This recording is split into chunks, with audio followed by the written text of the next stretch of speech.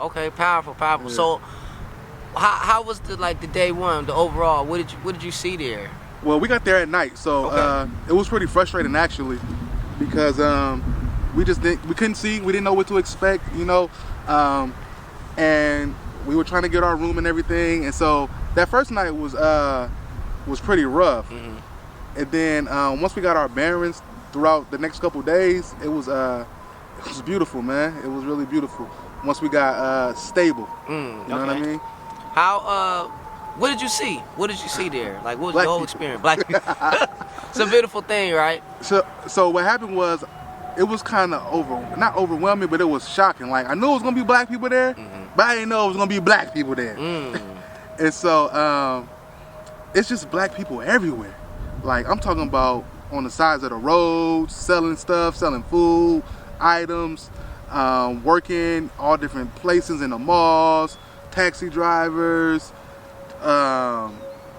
It's just beautiful to see black people like all out doing stuff, positive stuff, working at the pharmacies. We went to the pharmacies a few times to get some medicine for the children.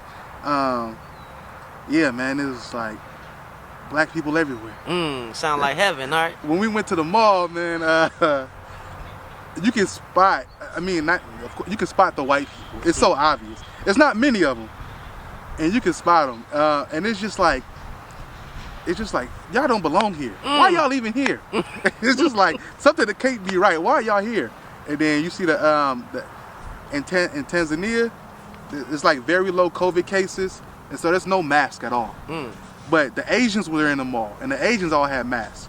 And it's like, why y'all got on masks? You know what I mean? And the dude that we was with, who once we got there, we had an Uber driver who really took to us.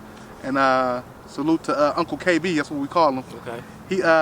He was able to translate for us, give us some deals and stuff on certain things. He looked out for the black family, the black American family. Okay. You know what I mean? And he said the Asian man, he's scared. Black man, black family, black people, strong. No COVID. He said, you ask another person here about COVID, they laugh at you. Okay. Okay. That's why I respect that. So, yeah, man, it was challenging, of course, the language barriers at times, and in that situation, and like the water situation wasn't the best. That wasn't what we're used to.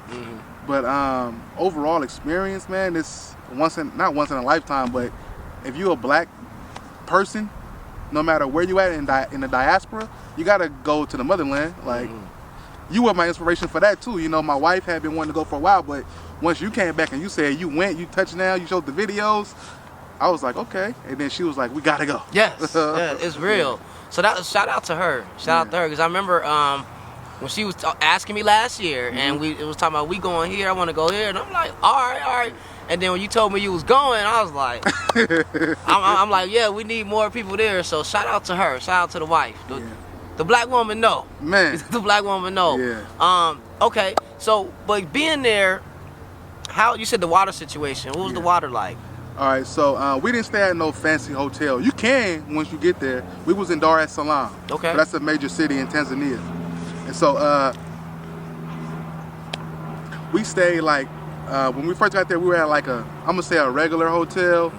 And the water there was fine. As far as like, I'm talking about like the water supply, as far as the usage. Oh, okay. So it shuts off. So we went out, we stayed there for a couple of days at that hotel. Then we went to the bush, and they got like the big water tanks on top of the properties and stuff, and on the sides and all this. And you know, you might be taking a shower, then the water just stopped. You know what I mean? And then my wife wanted to take a bath a couple times, but there's no water. And she was like, tell them to cut the water on. I'm like, baby, I don't think that's how it works. I said, I don't really know, but I think they got a certain time frame, or they're trying to preserve the water or something. But that's not how it worked. And so that was that takes time to get used to, you know, not having that consistent water at your disposal. And then also, you know, they said we're not supposed to like drink the water there as well. So we had to buy a lot of bottled water. Even problems with like brushing our teeth and all this, like we had to use the bottled water and all this. So that was unusual for us. But it's a quadrillion people that's there that do it every day. So it's not like we can't do it. We just got to get used to doing it, you know, because we've been spoiled here in America. You touching on, yeah, it's very true. Because I tell you, where I went, we didn't have a bathroom. Because I remember I was in a village. Yeah. Our water was we went out and got it, and we had to boil it. Yeah. And I went in the little shed next to the bathroom in the back, and I got on my hands and knees, and I had to dig in the bucket. So I was we call it washing up. Yeah. But that was my bath. Yeah. And I got used to it because, but again, first you'd be like, whoa. But then when you doing it and you see it, like you said, it's so many other people here and they do it every day. Right. So we just gotta realize we got some luxuries here. Yeah. But as we know, we going home, we gotta get into it. Yeah. So that's what's up. You actually went to the bush. So you seen the city and the villages. Yeah, of course, man. It was beautiful. The bush was a big piece of property land. They had like the different properties on both sides. You got the rooms in there. And it was just like, there was a poisonous frog in the bathroom at one point. Wow. Y'all can go to my wife's YouTube channel, Mom on the Move. Okay. It's spelled just how it is, Mom on the Move. And poisonous frog, type that in, you'll see the video. There was a frog, man. Yeah. And so, yeah, man, it was wild. All right. So how was the people there? Did they treat you well? Did they tell you you're not African, or did they?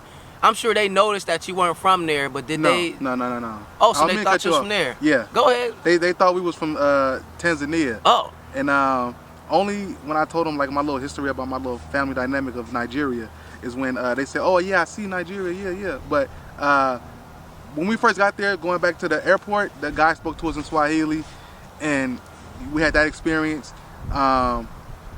Even getting the Uber drivers and all that, like they all spoke to us in Swahili for the beginning. You know, going out to restaurants and stuff when we went, and to the mall and stuff like that. Like they're like, y'all don't speak Swahili? It's like, nah, we don't speak Swahili. They see me, my wife, the girls, we all look like them, but we don't speak the same language. And so it's kind of like, I feel bad. Like, man, I wish we could communicate better. Right. You feel me? But so y'all blended basically. Oh, blended. Forget a blend. That was home. We African. Right. So we African. Yeah, we ain't got to blend. We don't got to blend. Once you step down there, if you look like us, me, you, her, you're them. You are them. They are you. You know what I'm saying? That's the one thing that we did take from that. Like, for real.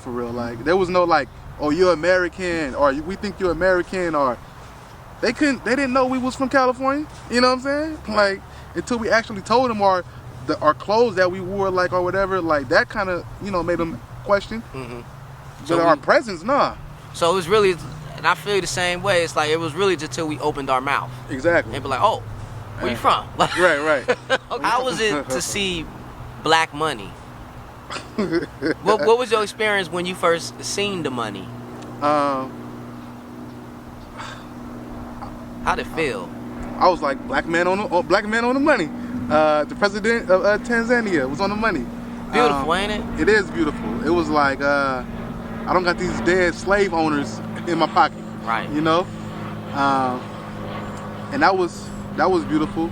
Since I traveled the world before, I've experienced foreign currency. Like I said, in the Middle East and in Asia or whatever, but I've never held a dollar bill with a black man on it. That's powerful. Until I got to Tanzania, yeah. Wow. Same thing. Until I got to Haiti, I was like, wow. I never held a dollar with a black man face on it. Right. That shit is powerful. Yeah. Because it's like, these are people. Right. And this, man, and then also throughout the whole city, man, the president and I think the vice president, they pictures are plastered everywhere.